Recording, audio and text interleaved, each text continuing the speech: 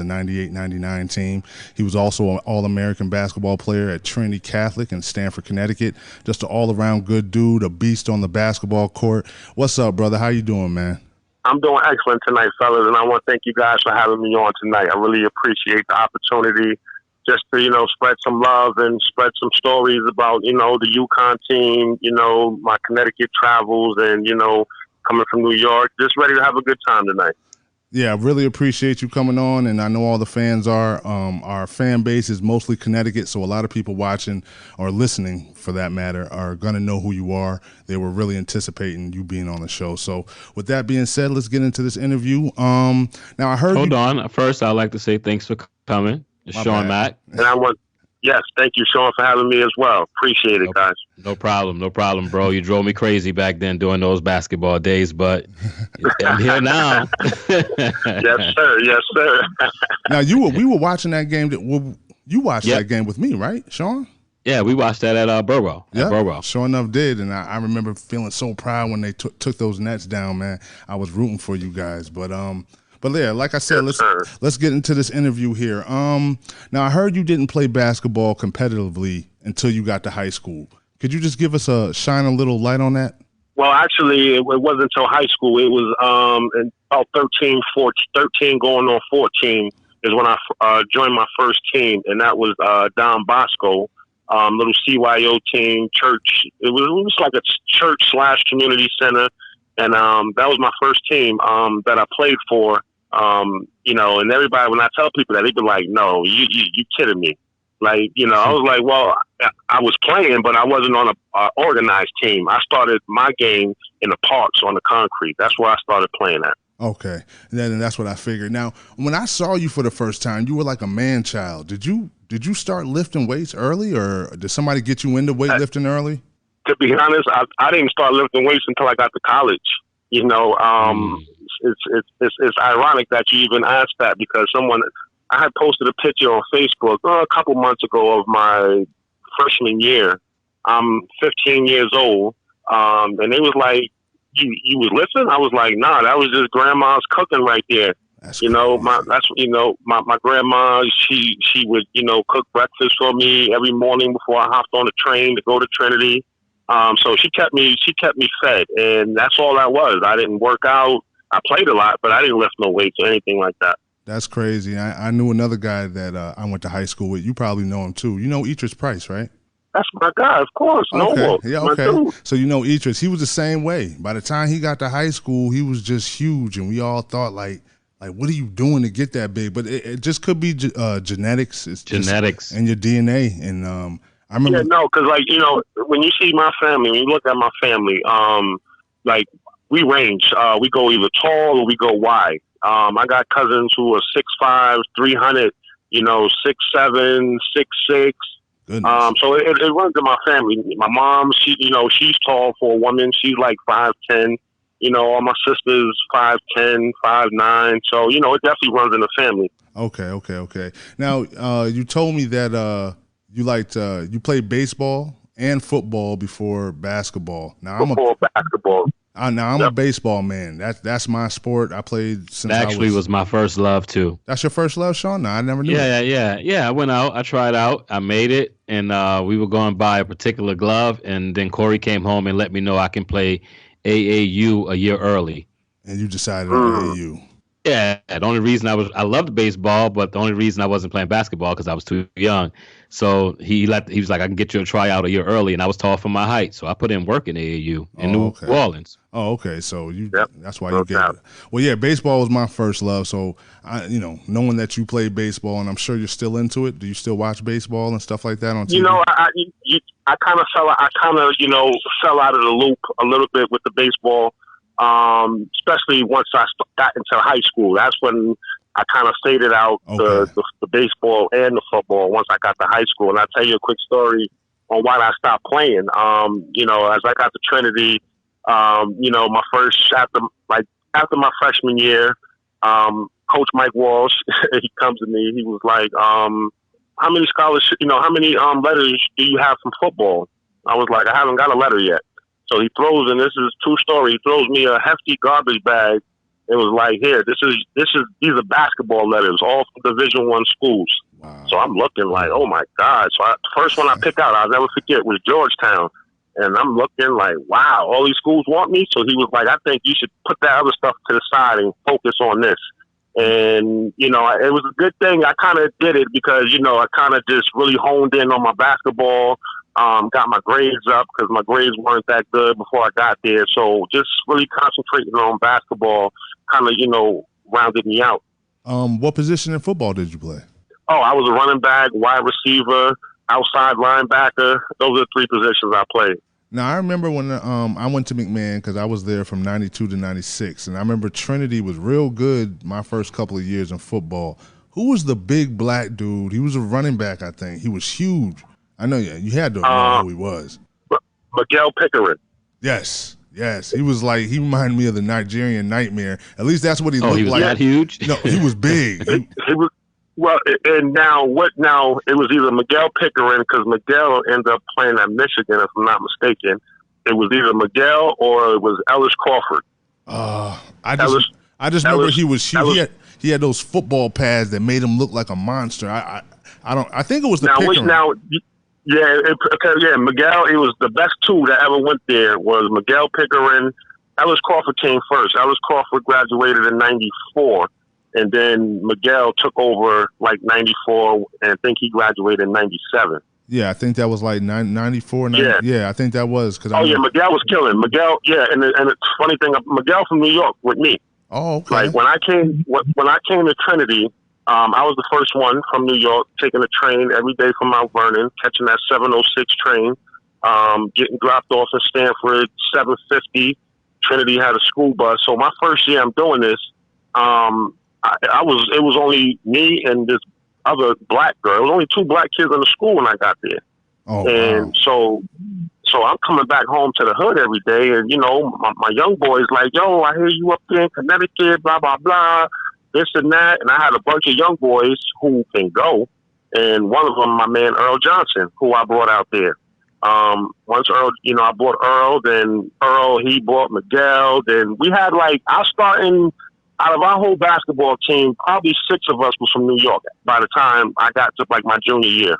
Yeah, that's crazy because I was talking to somebody, actually somebody who was on the show last show, Swanee, Sean. He went to West Hill, and he was telling me that Trinity, until they started recruiting you guys, Trinity wasn't that good. Around the time you came is when they started actually recruiting other people. Is that true, or you don't know? Trinity. That is definitely true. First of all, there wasn't a Trinity Catholic before I got there. It was called Greenwich Catholic. Oh, wow. And Greenwich Catholic had closed down in 1990, and that 91 year, that's when they took all them kids out of Greenwich and moved them to Stanford, and that's when Trinity Catholic became Trinity Catholic. The first year, 1991, and okay. I was there. And before that, they only were getting, you know, local kids from Stanford, from the Stanford area. So they definitely couldn't compete with the West Hills and the Stanford Highs, without a doubt. Yeah, they were saying that they were terrible. So you ushered in that era of dominant Trinity Catholic basketball because they went on a unprecedented run of like 15, 20 years where they were just good every single year. Oh, yeah, without a doubt. I definitely jump-started that whole movement over there. Because, you know, not only jump-started the whole basketball movement, but as far as bringing in, you know, other African-American kids into the school. Yeah. You know, there were other kids. You got, you know, other kids from the Stanford hoods wanted to come there. You got kids from Bridgeport wanted to come there now. Now we got kids coming from everywhere. Ridgefield with the Dave McClures coming all the way from Ridgefield. Wow. You know, Torrey Thomas, he was coming from White Plains, New York, which is 10 minutes, 15-minute ride from where I lived at. So, you know, like I put them on the map, and once we got to that level, everybody wanted to come there. Cool. You wanted to say something, Sean? Yeah, I just have a question. You know, I sit back and let the banter go on. It was sounding good, you know, but I just remembered I'm actually doing a little work here. I was getting used to the stories. All right, Rashamel, I have a question. This is something I've always thought about, and it's something when I first heard that you were coming on. It's the first question I had in my head, so here we go. After beating Okay. Ohio State to get to the championship, when all the emotions, the adrenaline, and everything has worn off, you're still facing Coach K and Duke. Now, Yep. did Coach Calhoun have any fears of Duke? Never. And did you Coach don't believe fear as a nobody. team that y'all can beat them? We knew we can beat them, and that was. And I'm not just talking. I'm not just talking because we on here. I'm like literally all year. If you guys follow us, and we were number 2 all year. They were number 1, and we knew. We said it all year long. If we faced them, we knew we were the tougher team. But let me give you a little bit more insight on that. After we won that Ohio State game, we go back to the hotel. Whatever, we in the hotel. Actually, me and Ricky, we were the co-captains. Ricky Moore. So everybody's in our room. Coach came in, spoke to us, telling us to get ready, for the game, blah, blah, blah. So coach leaves, the whole coaching staff leaves. So we're just in the room talking amongst each other. So ESPN comes on, and they're back in Durham. ESPN is in Durham, just in the town. They're at some gas station. And at this gas station, this particular gas station in Durham was selling Duke apparel that said Duke wins 1999 national championship. They were selling this before the game even started. Wow. Yeah. So we're looking at this like, are you serious? They was like, we all in the room like, that's just total disrespect. Like, they don't even think we can win this thing. They selling, and you got ESPN out there at this gas station. So we just took that as just straight disrespect. Wow. And that night in that room, we all 16 of us, we said, listen, man, we're going to bring it to them like they never seen before. And that was our attitude going into that game. That's crazy, man. Now you were a captain on that. You were a captain on that team, right? Yes, I was actually the captain since my sophomore year. Wow, that's crazy. And you know what? That's something I wanted to ask you. Now, I know your sophomore year you averaged 13 points. Did the drop in points, because I know you were still the same player, did the drop in points, was that because Richard Hamilton came into town and that kind of took away from your shots? Because I know your sophomore year, he wasn't there, right? No, he was there. Yeah, he was. Me and Rip played in the backcourt together. It was me, Rip, Ricky Moore. And, if you look at that season, I got hurt at the mid-season of my sophomore year. I tore my cartilage. I tore my cartilage in my knee against Seton Hall. Got trapped in the corner, twisted my knee. So after that game, I missed like 6 games. And as I'm missing them games, Rip just became Rip throughout that process. Cause, I was averaging at that time, like around 16, 17. Oh, wow. And when I missed those games, Rip just took over everything. I mean, and which I loved. He just took over everything. And, if Coach Calhoun is like, once something is working, he's not going to fix it until that starts to break. You understand what I'm saying? Yeah. Understood. So that's what that's what that situation was about, and also with Coach's style of play. Like he told me on numerous times, like, look, you just coming back. Rip is playing. He's playing his best basketball right now. So we're gonna have you come off the bench right now. And you know what? I said, look, I'm cool with that. Listen, and I'm cool with that. I love my brothers, and that's one thing that made it that easier for me to take that position was because these are my brothers, and I'm one of the guys that celebrate his brothers, that salute his brothers when they do well. That's one thing. I got no hater in my blood. So when, he started rising, then the next year we brought K in, Khalid Alameen, and he came in, he was a pro walking through the door. That's what I tell people, and in a sense, K probably was more valuable than Rip was to the team, down the stretch. Yeah. So, like I said, I had two, like, Rip being one and K being the other. I had 2 NBA guys who really stepped up and came to play. And when you get in that type of situation, it's sometimes it's hard to come back and be where you felt you should be. So and like I said, I took that role and was comfortable with that role because I know Coach Calhoun's style of play is it's not who started, it's who finished. Yeah. And a lot of games, I'm the closer. You know what I'm saying? So, my point production went down, but everything else stepped up. My leadership ability, players were bickering, what have you. I was the one, being the mediator of that situation. My brother, they looked up to me, and that's how I carried myself. Good.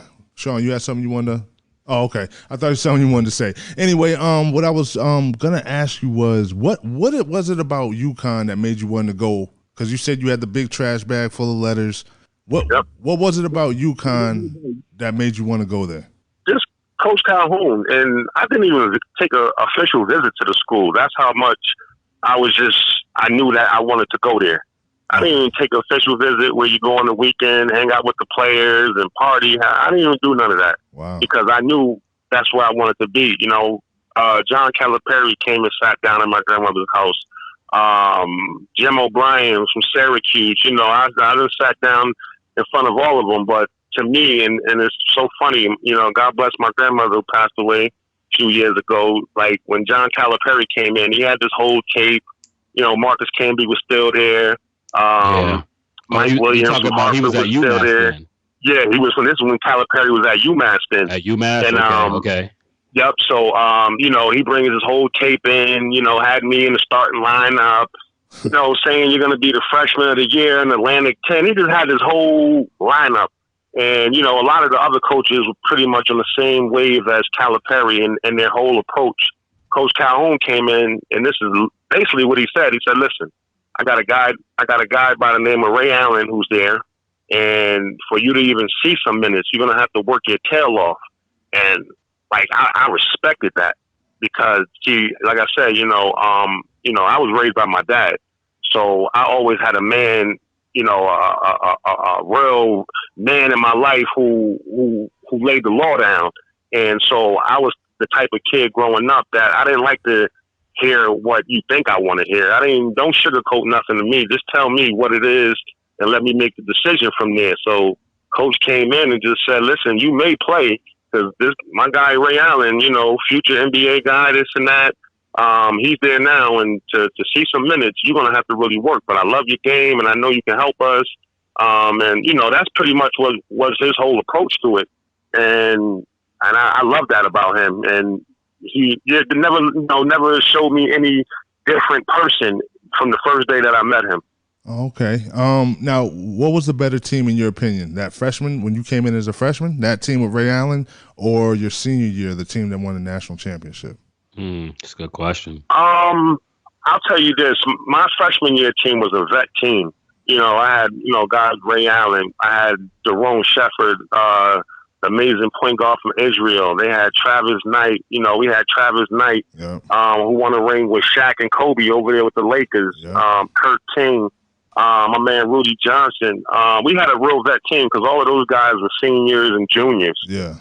Me, myself, Ricky Moore, and my guy Andrew Kalaber and Sam Funches. We were the only freshmen on the team. Wow. That's we were good. Like I was telling you in the earlier post about when you posted about Dante, your cousin. We got knocked off in the Sweet 16 against them. So you know, we thought we was going to go deep into the tournament that year, but it didn't work.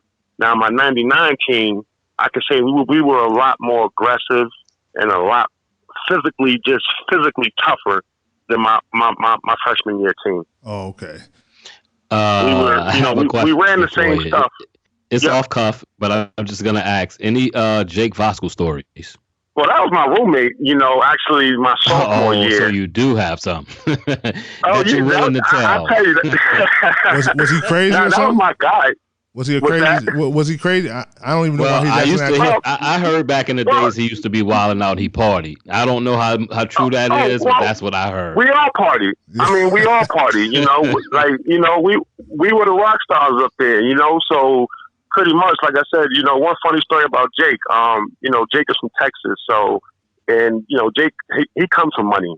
You know, so his family has some money, and so he had his dad send him his truck that he had back in Texas. So he was telling us, yeah, my truck is going to be here. My truck is going to be. That's all he kept talking about for about a month or so. So the day that his truck got here, he was like, guys, come look at my truck. So we walking back to the dorm. I'm like, that's a damn big wheel. That's one of the monster trucks that you see on one of those. Like literally his wheels were like 10 feet tall. Pretty much UConn banned him with that truck. They told him he can't drive it on campus because it took up both sides of the street. Wow. And he had these 4 speakers in his car. I mean, these speakers were so small. I could put them in my hand. And when I say you heard them from 4 blocks away, and I used to be like, yo, what kind of speakers you got in there? He was like, oh, these are like these astronaut speakers that go in spacecrafts. What? I wonder how much he paid for I was those. like, oh, he said the speakers. He said those little 4 speakers cost like $10,000, $20,000. So he came from real money. He had real money in his family. Oh yeah, no. He was that wealthy. oil money in Texas. Yeah, that's that Texas. Yes, sir.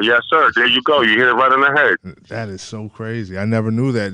You just told me so. I didn't know Jake Voskuhl was like a party animal. I did not. Well, I just heard stories. Well, I'm not gonna call him a party animal, but we party. We have fun up there. Basketball, school.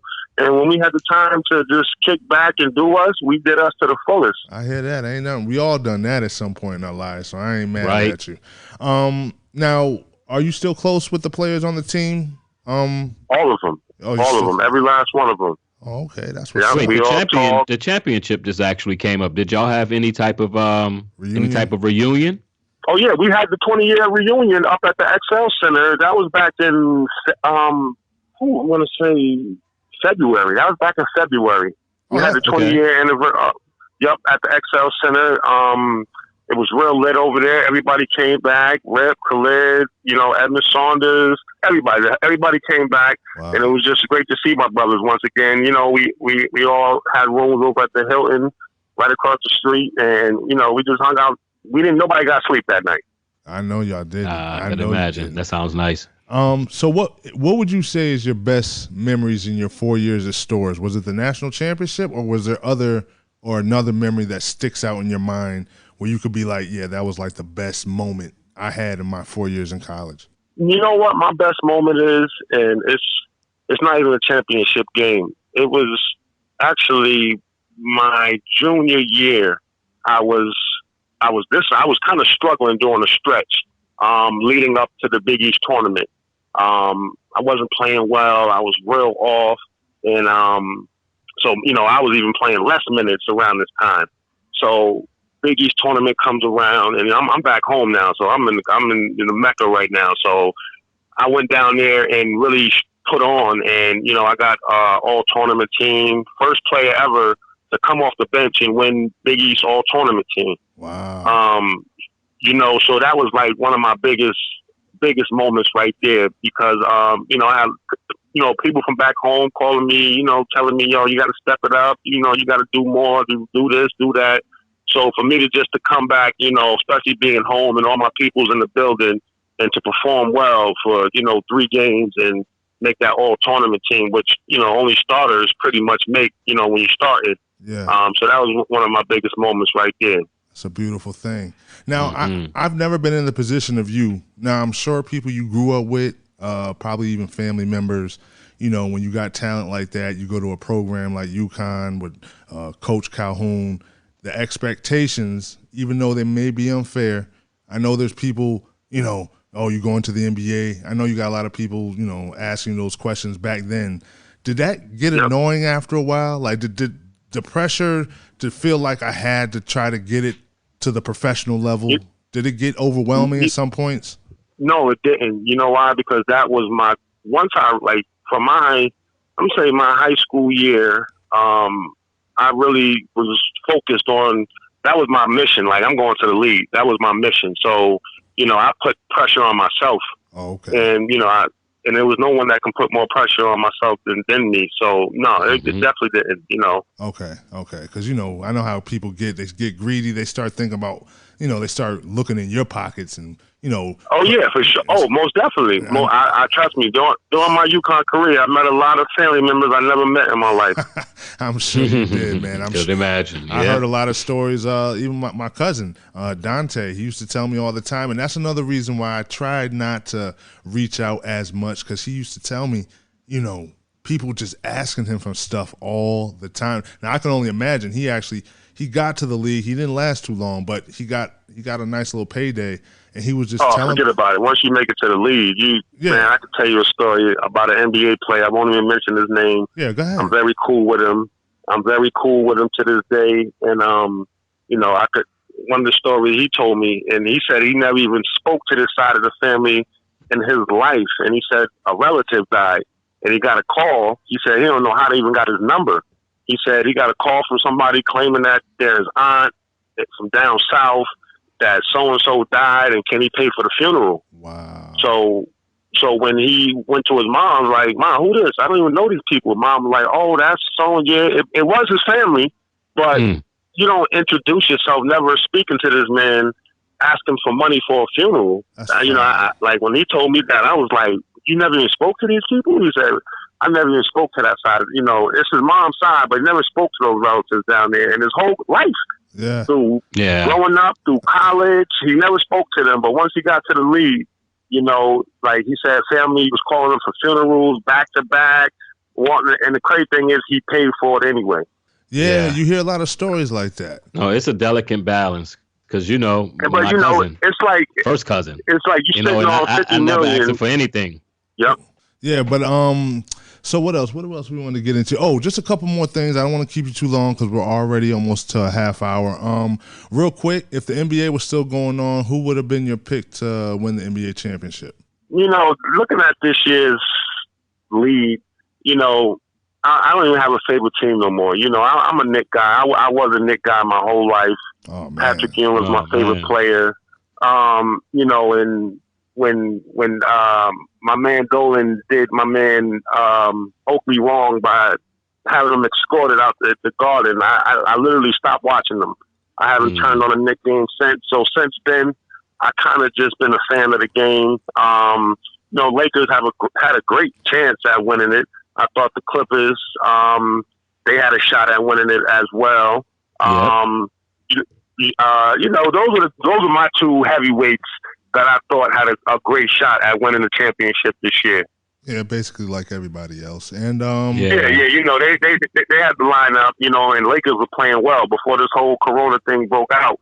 Lakers were on top of their game. Bron was playing he's playing fabulous basketball right now. So, I really don't see no teams slowing him. Once he get going like that, I don't see nobody slowing him down. Yeah, me either.